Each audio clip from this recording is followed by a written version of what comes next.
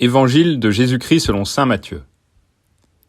En ce temps-là, Jésus monta en barque, refit la traversée et alla dans sa ville de Capharnaüm. Et voici qu'on lui présenta un paralysé couché sur une civière.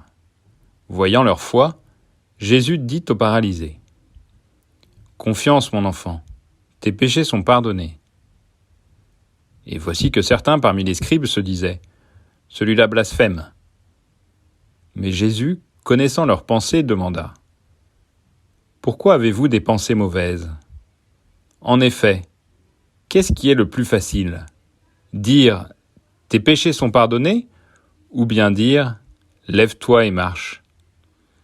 Eh bien, pour que vous sachiez que le Fils de l'homme a le pouvoir sur la terre de pardonner les péchés, Jésus s'adressa alors au paralysé.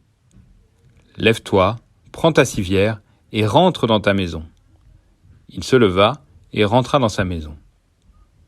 Voyant cela, les foules furent saisies de crainte et rendirent gloire à Dieu qui a donné un tel pouvoir aux hommes.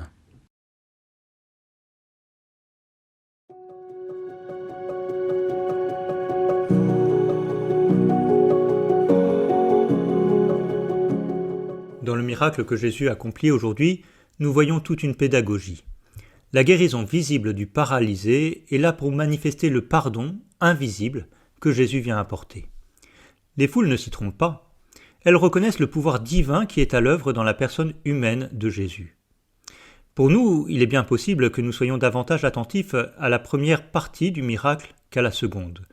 Nous acceptons que Jésus ait pardonné les péchés et nous nous émerveillons qu'il ait guéri le paralytique. Aveugles que nous sommes. Le pardon des péchés est une grâce incomparablement plus grande que la guérison de cet homme. Nous nous émerveillons devant tel ou tel témoignage de guérison.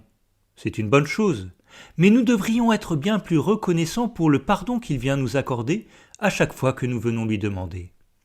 Ne passons pas aujourd'hui à côté de cette grande grâce qu'est la miséricorde de Dieu déployée dans son pardon.